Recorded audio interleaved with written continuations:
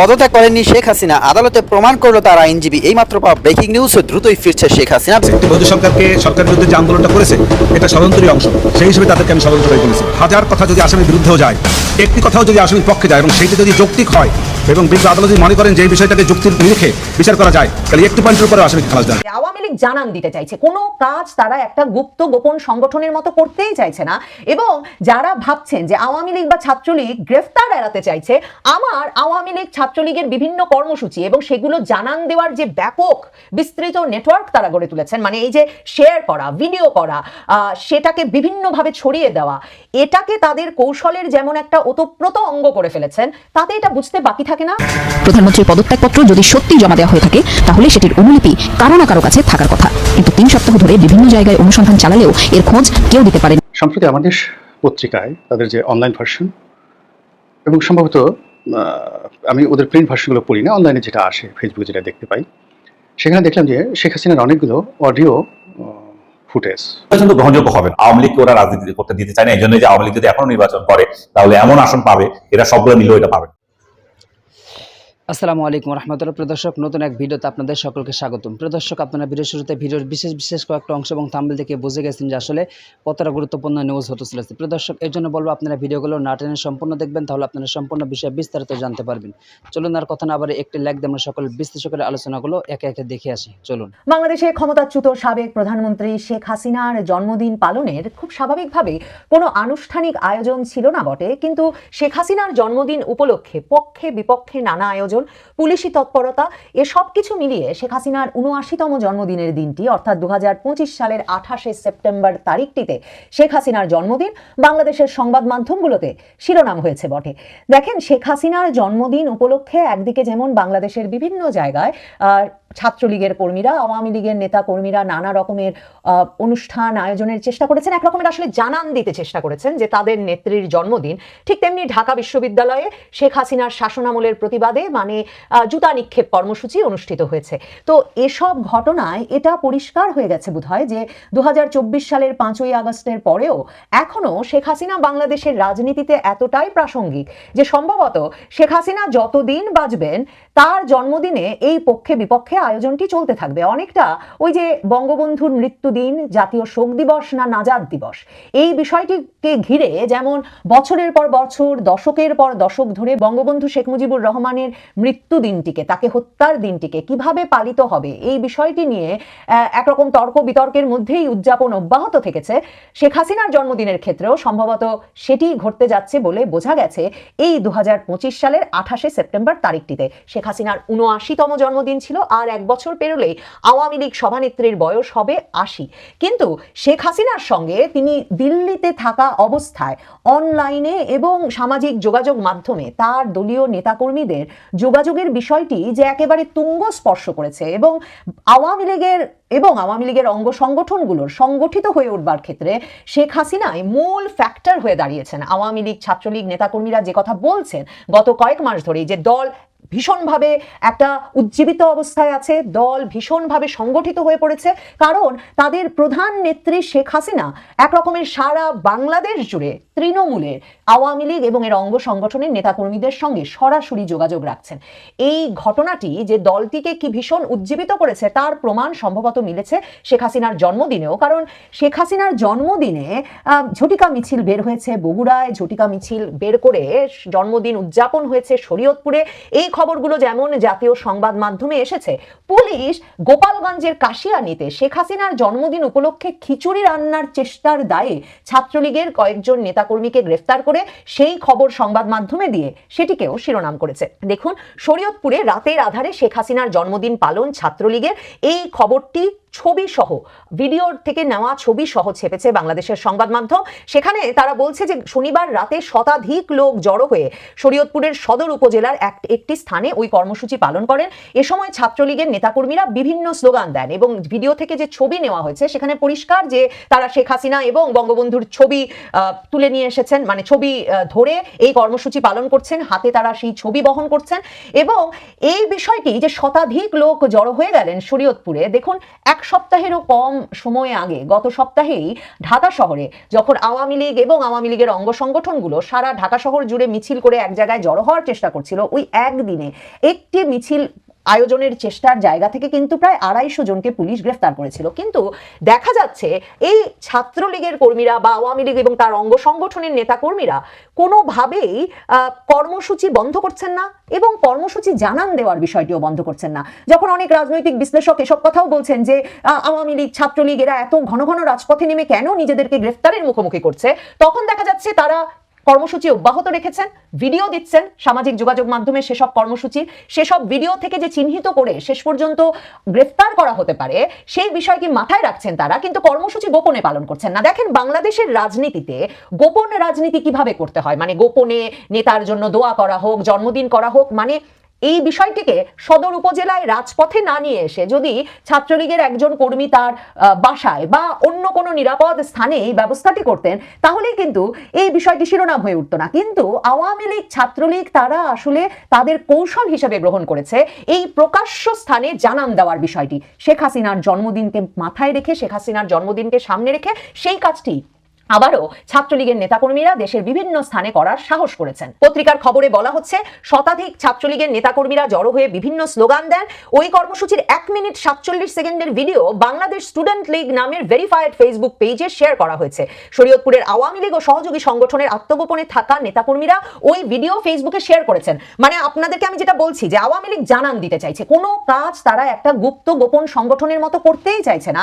এবং যারা ভাবছেন যে আওয়ামী লীগ বা ছাত্রলীগ তার এড়াতে চাইছে, আমার আওয়ামী লীগ ছাত্রলীগের বিভিন্ন কর্মসূচি এবং সেগুলো জানান দেওয়ার যে ব্যাপক বিস্তৃত নেটওয়ার্ক তারা গড়ে তুলেছেন, মানে এই যে শেয়ার করা, ভিডিও করা, সেটাকে বিভিন্নভাবে ছড়িয়ে দেওয়া, এটাকে তাদের কৌশলের যেমন একটা ওতপ্রোত অঙ্গ করে ফেলেছেন, তাতে এটা বুঝতে বাকি থাকে না যে তারা জানান দিতে চান এবং জানান দিয়ে এক রকমের আতঙ্ক সৃষ্টি করতে চান, পুলিশকে আরো তৎপর করতে চান এবং পুলিশের ভেতরে এই ভয় ঢোকাতে চান, সরকারের ভেতরেও এই ভয় ঢোকাতে চান যে মানে এই গ্রেফতার, এসব তৎপরতা, গোয়েন্দা তৎপরতা, এসবে কোনো লাভ হচ্ছে না।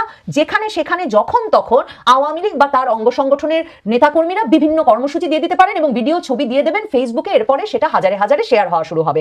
তো শরীয়তপুরের কর্মসূচিটি সম্পর্কে স্থানীয় বিভিন্ন সূত্র জানায় গতকাল রাতে ছাত্রলীগের শতাধিক নেতাকর্মী শরীয়তপুর সদর উপজেলায় স্থানে জড়ো হন। একটা স্থানে তারা রাত 10টার পর সেখানে শেখ হাসিনার জন্মদিন পালন করেন এবং নেতাকর্মীরা বঙ্গবন্ধু শেখ মুজিবুর রহমান, শেখ হাসিনা ও শরীয়তপুর 1 আসনের সাবেক সংসদ সদস্য ইকবাল হোসেনের নামে স্লোগান দেন। শরীয়তপুরের পুলিশ সুপার নজরুল ইসলাম প্রথম আলোকে বলেছেন, মানে তাদের তো অবস্থার দফা রফা, কারণ বলে দেওয়া হয়েছে যে কোনো যে থানার এলাকায় ছাত্রলীগ, আওয়ামী লীগের কোনো অঙ্গ সংগঠনের কোনো মিছিল অনুষ্ঠিত হবে সেই থানাকে এই জবাবদিহিতার আওতায় আনা হবে যে কি করে কোনো মিছিল বা কোনো কর্মসূচি পালিত হতে পারলো। তো তার সেই এসপি বলছেন শরীয়তপুরে যে নিষিদ্ধ ঘোষিত সংগঠন যে কর্মসূচি পালন করেছে, পুলিশ এমন তথ্য পেয়েছে, পুলিশের হাতে আসা ভিডিওটি বিশ্লেষণ করা হচ্ছে, কারা এমন কর্মসূচি পালন করেছে তাদের শনাক্ত করা গেলে আইনের আওতায় আনা হবে। কিন্তু আমি যেটা বললাম, পুলিশের হাতে আসাটা কিন্তু পুলিশের কোনো তৎপরতা না, ছাত্রলীগের কর্মীরা এই কর্মসূচি দিয়ে তারাই ভিডিও দিকে দিকে ছড়িয়ে দিয়েছে এবং সুনির্দিষ্টভাবে তারা জায়গাটার নামও বলেছে যে শরীয়তপুর সদর উপজেলার মানে রাস্তার ওপরে তারা এই শেখ হাসিনার জন্মদিন পালনের আয়োজনটি করেছিলেন। দেখেন, শেখ হাসিনার জন্মদিন পালনের চেষ্টায় ঝটিকা মিছিল আয়োজন করা হয় বগুড়ার শাহজাহানপুরে। বগুড়ায় বিশেষ করে কি করে আওয়ামী লীগ ছাত্রলীগের মিছিল অনুষ্ঠিত হতে পারছে এই নিয়ে কিন্তু এমনকি মানে পিনাকি ভট্টাচার্য, ইলিয়াস হোসেন তারা ভীষণভাবে ক্ষুব্ধ যে মানে বিএনপির ঘাঁটি বগুড়া, সেখানে কিভাবে বারবার আওয়ামী লীগ ছাত্রলীগ তারা মিছিল বের করে ফেলে। তো জন্মদিন উপলক্ষে ঝটিকা মিছিল বের হয় বগুড়ার শাহজাহানপুরে।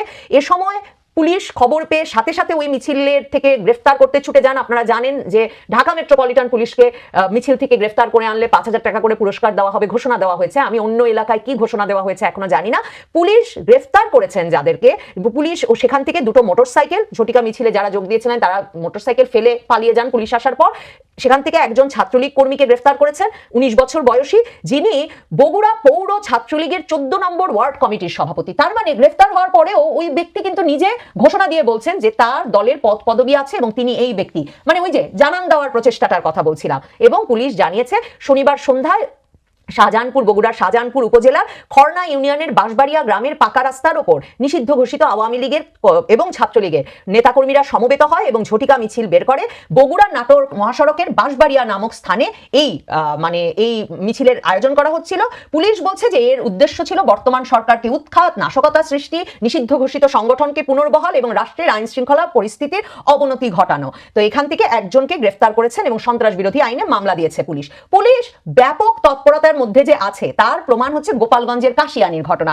গোপালগঞ্জের কাশিয়ানিতে পুলিশ যে নেতাকর্মীদের গ্রেফতার করেছেন তারা রীতিমতো ভি সাইন দিয়ে ছবি তুলেছেন সংবাদ মাধ্যমে, এবং সেই গ্রেফতারকৃত 4 নেতাকর্মী এরাও ছাত্রলীগের, তারা খিচুড়ি রান্নার সরঞ্জাম সহ গ্রেফতার হয়েছেন। এখন খিচুড়ি রান্না করে নাকি তারা জন্মদিন পালনের চেষ্টা করছিলেন শেখ হাসিনা। তার মানে ভাবেন যে, এবং পুলিশ বলছে শুধু খিচুড়ি রান্না না, তাদের নাশকতারও পরিকল্পনা ছিল। কিন্তু নাশকতার পরিকল্পনা যে ছিল বলে যাদেরকে গ্রেফতার করেছে পুলিশ, তাদের কাছে পেয়েছে শুধু খিচুড়ি রান্নার সরঞ্জাম।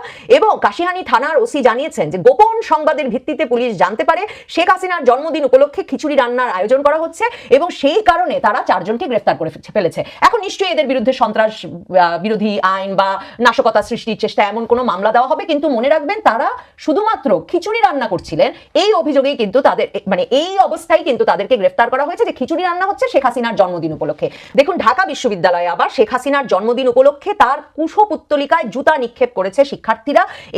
এরা রেড জুলাই নামে একটা সংগঠন থেকে এই আয়োজন করা হয়। তার মানে, এবং এটা তো বুঝতেই পারছেন, এটা পুলিশ প্রহরায় এবং এই কর্মসূচিতে কোনো বাধা আসেনি। পত্রিকায় লেখা হচ্ছে, রোববার সন্ধ্যায় ঢাকা বিশ্ববিদ্যালয়ের রাজু ভাস্কর্যের পাদদেশে ও টিএসসিতে দ্য রেড জুলাই নামে একটি সংগঠন সাবেক প্রধানমন্ত্রী শেখ হাসিনার ৭৯তম জন্মদিনকে ঘৃণ্য দিন হিসেবে উদযাপন করে। গতকালকে 28 সেপ্টেম্বর শেখ হাসিনার জন্মদিন ছিল। এই দিনে আওয়ামী লীগের পরিকল্পনা ছিল, গোয়েন্দা সংস্থার তথ্য মতে গণমাধ্যম যেটা বলেছিল দুদিন আগেই, যে 28 সেপ্টেম্বরকে কেন্দ্র করে আওয়ামী লীগের একটা বড় পরিকল্পনা আছে। ঢাকার প্রতিটি প্রবেশদ্বারে, ঢাকা শহরে, জেলা শহরে, সবগুলো জেলা শহরে, উপজেলা শহরে আওয়ামী লীগ এদিন শোডাউন করতে চায় এবং ঢাকায় একটা বড় গ্যাদারিং করতে চাই, বড় শোডাউন করতে চাই এবং তার মাধ্যমে শেখ হাসিনাকে জন্মদিনের অভিনন্দন দিতে চাই এবং তাদের ভাবনা হচ্ছে এটাই শেখ হাসিনার জন্য এই মুহূর্তে সবথেকে বড় উপহার হবে। সেরকম পরিকল্পনা গোয়েন্দা সংস্থার কাছে টেলিগ্রাম গ্রুপের মাধ্যমে যখন ফাঁস হয়ে গেল, তখন আমরা দেখলাম যে গতকালকে এই ধরনের কোনো কর্মসূচিতে আওয়ামী লীগ যায়নি। শেখ হাসিনাকে কেন্দ্র করে কর্মসূচির মধ্যে ফেসবুকে লেখালেখি, ফেসবুকে শুভেচ্ছা জানানো, বিভিন্ন জন বিভিন্ন জায়গায় নিজে নিজে কেক কেটেছেন, সেলিব্রেট করেছেন, সেগুলো ফেসবুকে ভিডিও আপলোড করা, এই ঘটনাগুলোর মধ্যে ব্যাপারগুলো সীমাবদ্ধ ছিল। সম্প্রতি আওয়ামী লীগের নেতা গত নির্বাচনে 24-এর নির্বাচনে রংপুর থেকে যিনি পরাজিত হয়েছেন, রাশেক রহমান, তিনি এই টেলিগ্রাম গ্রুপ ব্যবহার করা এবং টেলিগ্রাম গ্রুপে অন্য রাজনৈতিক দলের সদস্যরা ঢুকে পড়া, গোয়েন্দা সংস্থার সদস্যরা ঢুকে পড়া, এটা আওয়ামী লীগের একটা ভুল রাজনীতি, এই ধরনের একটা সাক্ষাৎকার তাকে দিতে দেখেছিলাম। যাই হোক, তাদের তথ্য ফাঁস হয়ে যাওয়ার কারণেই পুলিশের তৎপরতা বাড়ে এবং পুলিশ সচেতন হয়। সেই কারণেই হয়তো গতকালকে তারা কোনো ধরনের কর্মসূচি পালন করেনি রাস্তায়, হয়তো তারা বিকল্প কোনো ডেট, বিকল্প কোনো ভাবনা ভাবছে। এরকম অবস্থা যখন দেখলাম, তখন সবকিছু ছাপিয়ে সব থেকে বেশি আলোচনায় উঠে আসলেন সাকিব আল হাসান। সাকিব আল হাসান, আমরা জানি যে 5 আগস্ট সরকার পরিবর্তনের পরে কিছুদিন খেললেন বটে, কিন্তু তারপরে তাকে আর খেলতে দেওয়া হলো না, জাতীয় দলে নেওয়া হচ্ছে না। অভিযোগ একটাই, তিনি আওয়ামী লীগের এমপি, আওয়ামী লীগের দোসর, তাকে খেলতে হলে দেশে আসতে হবে, তার বিরুদ্ধে মামলা হয়েছে, মামলা মোকাবেলা করতে হবে। সুতরাং সাকিব আল হাসান আর দেশে ফিরেননি। তিনি খুব ভালোভাবেই জানেন যে দেশে ফিরলে তাকে গ্রেপ্তার করা হবে, হেনস্থা করা হবে, সেই কারণে তিনি দেশে ফিরেননি এবং এখন বাংলাদেশ জাতীয় দলে খেলতেও পারছেন না। তার একটা পোস্ট সামাজিক যোগাযোগ মাধ্যমে রীতিমতো ভাইরাল হয়েছে। তিনি শেখ হাসিনার সঙ্গে একটা ছবি দিয়ে তিনি পোস্ট করেছেন। তার পোস্টটা আপনারা দেখে নিতে পারেন। সেখানে ইংরেজিতে তিনি লিখেছেন, ইংলিশ ওয়ার্ডে, সেটা হচ্ছে শুভ জন্মদিন আপা। এই পোস্টটা যখন ভাইরাল হয়ে গেল, এই পোস্টটা নিয়ে যখন অনেক বেশি আলোচনা হলো, এই পোস্টে যখন লক্ষ লক্ষ রিয়াক্ট করতে থাকলো, হাজার হাজার শেয়ার হতে থাকলো, তখন আমাদের ক্রীড়া উপদেষ্টা আসিফ মাহমুদ সজীব ভুইয়া তিনি সামাজিক যোগাযোগ মাধ্যমে একটা পোস্ট দিলেন।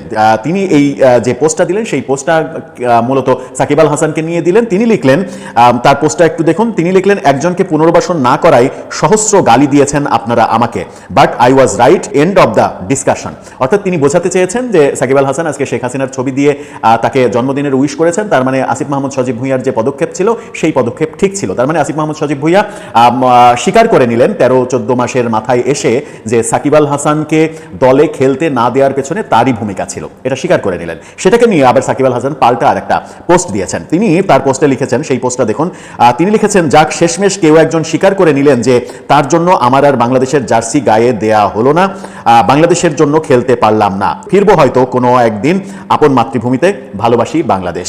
এই পাল্টাপাল্টি পোস্ট এটাও চরম আলোচনার জন্ম দেয় এবং এটা নিয়ে 71 টেলিভিশনের খেলাযোগ তারা আবার একটা পোস্ট করে। সেই পোস্টে তারা মানে দুইজনের স্ট্যাটাস, দুইজনের ছবি সম্বলিত একটা ফটোকার্ড তৈরি করে। সেই ফটোকার্ডে তারা শিরোনাম করে যে সাকিব আসিফ মুখোমুখি।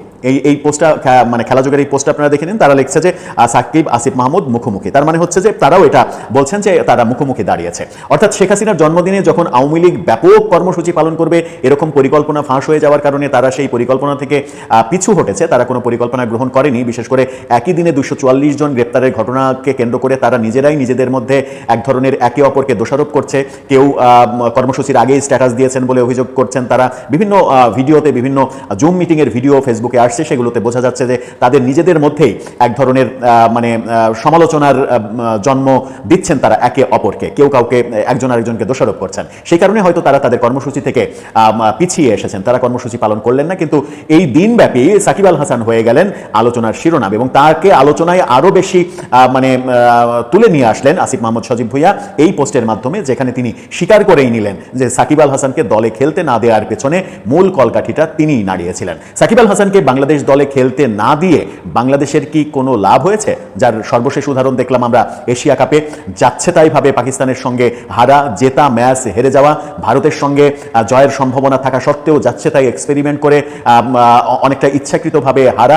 এই ব্যাপারগুলো জাকির আলী অনেক যার দলেই থাকার কথা নয়, পারফরমেন্সের কারণে তাকে অধিনায়ক করা, আবার আফগানিস্তান সফরে তাকে অধিনায়ক করা হয়েছে। বাংলাদেশ দলে যে খেলোয়াড় সংকট, বাংলাদেশ দলে যে একজন সাকিব আল হাসানের সংকট, সেই ব্যাপারটা বাংলাদেশের ক্রিকেট প্রেমীরা যখন বুঝতে পারছেন তখন তিনি আবার আগুনে ঘি ঢাললেন। সেই আগুনে ঘি ঢালাটা উচিত হলো কি উচিত হলো না সেটা তিনিই ভালো বলতে পারবেন, তিনিই বুঝবেন। এদিকে ঢাকা বিশ্ববিদ্যালয়ে আমরা যেটা দেখলাম যে শেখ হাসিনার ব্যঙ্গ ছবি ব্যানার তৈরি করে তার নামে, তার জন্মদিনের নামে কেক কেটে সেই কেক ব্যঙ্গ ছবিতে মাখামাখি করে কেক কুকুরকে খাইয়ে এক ধরনের মানে কি বলবো যে এক ধরনের পরিবেশ তৈরি করা হলো। যে সম্প্রতি আমাদের পত্রিকায় তাদের যে অনলাইন ভার্সন এবং সম্ভবত আমি ওদের প্রিন্ট ভার্সনগুলো পড়ি না, অনলাইনে যেটা আসে, ফেসবুকে যেটা দেখতে পাই, সেখানে দেখলাম যে শেখ হাসিনার অনেকগুলো অডিও ফুটেজ, তার যে বক্তব্য সেগুলো তারা প্রকাশ করেছে। তার কিছু টেলিফোন সংলাপ, অতীতের সংলাপ তারা নিয়মিত প্রকাশ করে যাচ্ছে। আর সাম্প্রতিক সময় তিনি যে ঘন ঘন বৈঠক করছেন নেতাকর্মীদেরকে এবং নেতাকর্মীদেরকে যেভাবে ইনস্ট্রাকশন দিচ্ছেন এবং যেভাবে তাদেরকে প্রতিশোধ নেওয়ার জন্য, প্রতিপক্ষকে আক্রমণ করার জন্য নির্দেশনা দিচ্ছেন, তা রীতিমতো আতঙ্কজনক। আওয়ামী লীগের মতো একটা বড় দল, তারা এখনও বাংলাদেশে আছে, শক্তি নিয়ে, অর্থ নিয়ে। আপনি কজনকে গ্রেপ্তার করবেন, কজনকে জেল ফাঁস দেবেন, কজনকে মারবেন, এদের একটা যে বিরাট শক্তি। আপনি চিন্তা করুন যে 18 কোটি মানুষের মধ্যে যদি 35% লোক আওয়ামী লীগ করে, তাহলে তো প্রায় 6.5 কোটি মানুষ। তো 6.5 কোটি মানুষের যেটা জনারণ্য, এটি পৃথিবীর অনেক বড় বড় দেশের চাইতে বড়। এই জনারণ্যের কজনকে আপনি গ্রেপ্তার করবেন? 1 লাখ লোক তো ধারণ করতে পারবে না জেলখানাতে। 6 কোটি বা 6.5 কোটি মানুষের মধ্যে আপনি কজনকে দেশের বাইরে পাঠাবেন? 10,000 বেশি লোক পালায়নি দেশের বাইরে, 10,000ও যায়নি। আমার কাছে মনে হচ্ছে 1,000, 2-3 লোক দেশের বাইরে যেতে পেরেছে। আর দেশের মধ্যে হয়তো 4-5 লোক বাস্তুচ্যুত হয়েছে। পটুয়াখালী লোক কুড়িগ্রাম গিয়েছে, কুড়িগ্রামের লোক ঢাকায় এসেছে, ঢাকার লোক খুলনাতে গিয়েছে। এইভাবে লাখ-পাঁচের লোক বাস্তুচ্যুত হয়েছে, কিন্তু কমিউনিকেশনের কারণে তারা ওই এলাকা থেকে আরও ভয়ঙ্কর হয়ে পড়েছে। যেমন ধরুন একজন নেতা, পটুয়াখালীর একজন নেতা, ফরিদপুরের একজন নেতা, তিনি তো মূলত উপজেলা চেয়ারম্যান বা নেতা, তিনি বান্দরবনে চলে গেলেন বা কুড়িগ্রামে চলে গেলেন, নীলফামারীতে চলে গেলেন। তিনি সেখানে খুঁজে ওখানকার আওয়ামী লীগের যারা নিরীহ নেতা তাদেরকে তিনি সংগঠিত করবেন এবং তাদের মধ্যে মিশে যাবেন, তাদের আত্মীয় রূপে, এবং তাদেরকে ভরসা দেবেন, টাকা থাকলে টাকা দেবেন এবং তাদেরকে দিয়ে যে কোনো একটি রাজনৈতিক কর্মকাণ্ড ঘটাবেন। এই যে গেরিলা প্রকৃতির যে কর্মকাণ্ড, এটা শিখিয়ে দিতে হয় না, এটা স্বয়ংক্রিয়ভাবে চলতে থাকে। নেতা না হুকুম দিলেও কিন্তু এই কাজগুলো চলতে থাকে এবং এভাবে পৃথিবীর বহু বিপ্লব সংগঠিত হয়েছে। ইলিশ ভ্লাদিমির লেনিন, তিনি তো বহু বছর বিদেশে ছিলেন, রাশিয়াতে ছিলেন না, কিন্তু বিদেশে থেকে ওই যুগে তিনি রাশিয়ার সেই বলশেবিক বিপ্লব, এটিকে তিনি নেতৃত্ব দিয়েছিলেন। আবার আয়াতুল্লাহ খামেনি তখন তার যাকে বলা হয় ফেসবুক, টুইটার কোনো কিছু ছিল না। এমনকি টেলিফোনে ফ্রান্স থেকে সরাসরি ইরানে কথা বলার কোনো সুযোগ ছিল না। কিন্তু তিনি ইরানের মতো একটা বড় বিপ্লব ঘটিয়ে দিলেন, যা কিনা এখনও ইরান এমন একটা শক্তি হয়ে গেছে, সারা দুনিয়াকে তারা নিয়ন্ত্রণ করছে বলতে গেলে। ভয় দেখাচ্ছে, বন্ধুত্বের আবরণে ডাকছে। রাশিয়া ভারতকে তারা একত্র করে ফেলেছে, আমেরিকা ইউরোপকে তারা ভয় দেখাচ্ছে। তো সব মিলিয়ে যে মানুষটির কারণে এই বিপ্লব সংগঠিত হয়েছিলেন, তিনি কিন্তু প্রবাসে ছিলেন। তো অতীতের যদি আপনি এই ধরনের সফল বিপ্লব, ফিরে আসা, রাষ্ট্র পরিবর্তন করা, সরকার পরিবর্তন করা, এই জিনিসগুলো দেখেন, সে তুলনায় বর্তমান জমানাতে এই কর্মগুলো করা অনেকটা সহজ। আগে যেখানে 10 মাস লাগতো, এখন সেটা 10 দিনে সম্ভব। আগে যেখানে 10 বছর লাগতো, এখন সেটা বলতে গেলে 1 মাসের মধ্যে সম্ভব, টেকনোলজির কারণে। নচেত যে আওয়ামী লীগ গত 1 বছর আগে ক্ষমতাচ্যুত হয়েছে এবং যেভাবে ক্ষমতাচ্যুত হয়েছে এবং যেভাবে শেখ হাসিনা দেশের বাইরে চলে গেছেন, আমার তো মনে হয় যে 70-এর দশকে হলে, 80-এর দশকে হলে, 10 বছরের আগে তো কথাই বলা যেত না, নামে উচ্চারণ করা যেত না। আপনি 75-এর 15ই আগস্টের পরে 3-4 বছরের মধ্যে তো আওয়ামী লীগের সরিয়া উচ্চারণ করাই যায়নি। আওয়ামী লীগের লোকজনকে গ্রামে যে কী দুরবস্থার মধ্যে তাদের কাটাতে হয়েছে 75, 76, 77 সনে। আমি একটা আওয়ামী প্রধান এলাকার বাসিন্দা, আমার স্পষ্ট মনে আছে, যেটা বলার মতো না। অনেকে জানাজা পড়াতে চাইতো না, যে আওয়ামী লীগের লোকজন তারা হিন্দু হয়ে গেছে, এদেরকে জানাজা পড়ানো যাবে না। আর এখন কি হচ্ছে, আওয়ামী লীগের লোকজন ঝটিকা মিছিল করছে, বাইরের মানুষ তালি দিচ্ছে। এখন সামাজিক মাধ্যমে শেখ হাসিনার পক্ষে স্লোগান হচ্ছে, লক্ষ লক্ষ মানুষ লাইক দিচ্ছে, কমেন্ট দিচ্ছে, শেয়ার দিচ্ছে। অথচ এই মানুষগুলো গত 1 বছর আগে আওয়ামী লীগের বিরোধী ছিল। যেটা বলছিলাম যে শেখ হাসিনার যে বক্তব্য প্রচার করেছে আমার দেশ, তার মাধ্যমে স্পষ্টত বোঝা যাচ্ছে যে শেখ হাসিনা খুব দ্রুত কিছু একটা করতে চাচ্ছেন। এর কারণ হলো তার বয়স এখন প্রায় 80 বছর। তিনি তার সীমাবদ্ধতা জানেন এবং তিনি জানেন যে এখন তাকে প্রতিটা সেকেন্ড কাউন্ট করতে হচ্ছে। দিন যত যাবে তার শরীর ভেঙে পড়বে, সব কিছু তার নিয়ন্ত্রণের বাইরে চলে যাবে। ফলে তিনি সাকুল্যে যদি 1 বছর 1.5 বছরের মধ্যে তিনি ফিরে আসতে না পারেন, তিনি রাজনীতিতে আওয়ামী লীগের একটা অবস্থান তৈরি করতে না পারেন, তিনি যদি তার উত্তরাধিকার মনোনীত করতে না পারেন, জয়, পুতুল, ববি, তার যারা আপনজন রয়েছে, শেখ পরিবার রয়েছে, তাদেরকে রাজনীতিতে পুনর্বাসিত করতে না পারেন, তাহলে আগামীতে আওয়ামী লীগের রাজনীতি থেকে পুরো শেখ পরিবার মাইনাস হয়ে যাবে। ফলে তার 15 বছরের সরাসরি অভিজ্ঞতা, আর রাজনীতিতে সে কত বছর হলো, উনি 1981 সনে এসেছেন বাংলাদেশে। 81 সন থেকে এই পর্যন্ত প্রায় 50 বছর হয়ে গেল। সেই 50 বছরে তার যে সুদীর্ঘ অভিজ্ঞতা, 50 না 45, অত হবে না, 45 বা 46 বছরের তার যে অভিজ্ঞতা, সুদীর্ঘ অভিজ্ঞতা, সেই অভিজ্ঞতা এখন তিনি এটিকে অভিঘাতে পরিণত করতে চাচ্ছেন।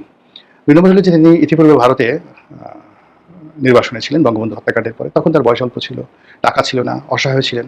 তো এখন সরকারের হিসাব অনুযায়ী যদি তিনি 15 লক্ষ কোটি টাকা পাচার করে থাকেন, আর এর মধ্যে যদি তার হাতে এখন ক্যাশ 2-3 কোটি টাকা, 200-300 কোটি টাকা থাকে, মানে 200-300 কোটি হবে না, 2-3 লক্ষ কোটি টাকা, মানে 15, মানে চুরি চামারির টাকা পয়সার হিসাবও করতে পারি না ঠিকমতো। আমি এখনো ঠিকমতো টাকা গুনতে পারি না, 2-3 লাখ টাকা গুনতে দিলে আমার ভুল হয়ে যায়। তো যাই হোক, এনিওয়ে, তো দেবপ্রিয় ভট্টাচার্যরা বলছেন যে $238 বিলিয়ন দেশ থেকে পাচার করা হয়েছে। বাংলা অনেকে বলার চেষ্টা করেছেন 15 লক্ষ কোটি টাকা পাচার করা হয়েছে। তার মধ্যে ধরুন বিভিন্ন লোক কিন্তু ভাগাভাগি করে নিয়েছে। তো শেখ হাসিনার ভাগে যদি 2 লক্ষ বা 3 লক্ষ কোটি টাকা থেকে থাকে, আর সেই টাকার মধ্যে থেকে যদি মাত্র 50,000 কোটি টাকা তিনি ব্যয় করেন বাংলাদেশকে উত্তাল করার জন্য, সর্বনাশ ঘটে যাবে। আমাদের দেশে মানে টাকা এত powerful, it is so sexy এবং সো সেলিব্রিটি। এখন টাকার চাইতে কোনো সেলিব্রিটি নাই। 80 বছর 90 বছরের একটা বৃদ্ধ বা বৃদ্ধা, সে যদি টাকা উড়ায়, তাহলে যে কোনো তরুণ বা যে কোনো তরুণীকে সে মুগ্ধ করতে পারে, তার সঙ্গে বিছানায় নিতে পারে, তার সঙ্গে ঘর করতে পারে, তার পিতামাতাকে কিনে ফেলতে পারে, তার পরিবারকে কিনে ফেলতে পারে। এই হলো টাকা, যেটা আগে কল্পনাও করা যেত না। তো সেই টাকা দিয়ে তিনি অনেক কিছু করতে পারেন, এবং ওটাই আমার দেশ যে ফুটেজগুলো তারা প্রকাশ করেছে, লিক করেছে, তাতে ওই যে তার যে শক্তি, সামর্থ্য, তার যে কমান্ডিং ভয়েস, তিনি যে একটু অবদমিত হন নাই, তিনি যে আগের মতোই বাংলাদেশের প্রধানমন্ত্রী হিসেবে শেখ হাসিনার যেভাবে কথা বলতেন দাপট নিয়ে, মনে হয় যে তিনি ভারতে বেড়াতে গেছেন, রেস্ট নিতে গেছেন। তো রেস্ট নিতে গিয়েছেন, এখন ভারতে গিয়ে তিনি তার নেতাকর্মীদেরকে হুকুম দিচ্ছেন, এবং তিনি এখনও তিনি মনে করছেন যে বাংলাদেশে তিনি বৈধ প্রধানমন্ত্রী, আবার আগামীতেও তিনি প্রধানমন্ত্রী থাকবেন। এই দেশটা তারই, তার বাবাই যুদ্ধ করেছেন। তো তিনি এই মধ্যে যে ঘটনাগুলো আমরা এখন এখানে বসে বলছি, যে এই জুলাই আগস্ট বিপ্লবে হাজার হাজার মানুষ আহত হয়েছে, হাজার হাজার মানুষ নিহত হয়েছে, শেখ হাসিনা এটা করেছে, ওটা করেছে, এই পুরো জিনিসগুলোকে তিনি জাদুঘরে পাঠাতে চান। এবং এখন যারা ফ্রন্ট লাইনে রয়েছেন তাদেরকে তিনি একটা দাঁত ভাঙা জবাব দিতে চান, এমন জবাব যেটা তারা মানে তাদের বংশধররা পৃথিবীতে কিয়ামত পর্যন্ত মনে রাখবে। এইরকম জিঘাংসা, প্রতিহিংসা তার বক্তব্যের মধ্যে ফুটে উঠেছে, এবং ওই ব্যাপারে সতর্ক করার জন্য হয়তো মাহমুদুর রহমান সাহেব তার পত্রিকায় এই জিনিসগুলো প্রকাশিত হয়েছে। এখন আমি আমার নিজের ব্যক্তিগত যে অভিমত, শেখ হাসিনাকে আমি যেভাবে দেখেছি বা আপনারাও দেখেছেন, আপনারা লক্ষ্য করবেন যে 1/11-এর সময় একবার শেখ হাসিনা দেশের বাইরে চলে গেলেন। তো উনি গেলেন চিকিৎসার জন্য। এর কারণ হলো যে 21 আগস্টের যে গ্রেনেড হামলা হয়েছিল বিএনপি জমানাতে, এই গ্রেনেড হামলাতে তার একটা কান সম্পূর্ণ নষ্ট হয়ে যায়। তো সেই কানের চিকিৎসার জন্য তাকে রেগুলার বিদেশের মাটিতে যেতে হতো এবং এখন পর্যন্ত তাকে কিন্তু সেই চিকিৎসা নিতে হচ্ছে। এবং এই কারণে কি হলো, বিএনপির নাম শুনলে, তারেক রহমান সাহেবের নাম শুনলে, তারপরে খালেদা জিয়ার নাম শুনলে, লুৎফুজ্জামান বাবরের নাম শুনলে, 21 আগস্টের নাম শুনলে শেখ হাসিনার মনে কী ধরনের প্রতিক্রিয়া তৈরি হতে পারে, তার কানের ব্যথাটাই চিনচিন করে ওঠে। তো ওই সময়টাতে কানের চিকিৎসা করার জন্য তিনি দেশের বাইরে গেলেন 1-11 সময়, এবং সরকার তখন প্ল্যান করলো যে বেগম জিয়াকেও পাঠিয়ে দেবে আর শেখ হাসিনাকেও আসতে দেওয়া হবে না -2 ফর্মুলার নেতৃত্বে, মানে তখন তারা সেটা বাস্তবায়ন করার জন্য সর্বোচ্চ শক্তি প্রয়োগ করবে। কিন্তু শেখ হাসিনা সেটাকে চ্যালেঞ্জ জানালেন এবং ওই সময়টিতে তিনি ব্রিটিশ এয়ারওয়েজে করে যেভাবে ঢাকা এয়ারপোর্টে এসেছিলেন, তারপরে তিনি আত্মসমর্পণ করেছিলেন, জেলে গিয়েছিলেন, সে এক ইতিহাস। প্রিয় দর্শক, আপনারা একে একে সকল বিশ্লেষকের বক্তব্যগুলো শুনলেন, অবশ্যই আপনারা বুঝতে পারছেন আসলে কতটা গুরুত্বপূর্ণ নিউজ ছিল। প্রিয় দর্শক, এই জন্য বলবো আপনারা যেহেতু ভিডিওগুলো সম্পূর্ণ দেখে ফেলেছেন, অবশ্যই কিন্তু আপনারা বিষয়টি জানতে পেরেছেন। এখান থেকে যদি আপনাদের কিছু বলার থাকে অবশ্যই কমেন্ট বক্সে জানিয়ে দেবেন। আরও এরকম নিত্য নতুন আপডেট নিউজ পেতে আমাদের নিউজ চ্যানেল লেখা সেই চ্যানেলটি সাবস্ক্রাইব করে পাশে থাকবেন। ধন্যবাদ।